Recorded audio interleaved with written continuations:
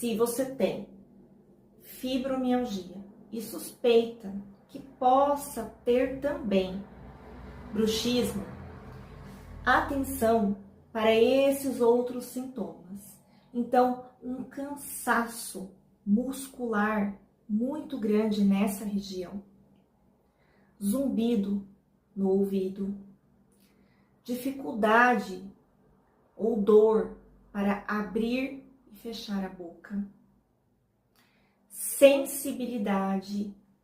ou desgaste nos dentes, linha alba, que é essa linha branca na mucosa das bochechas,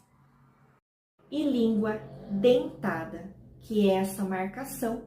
na borda lateral da língua devido à pressão constante contra os dentes.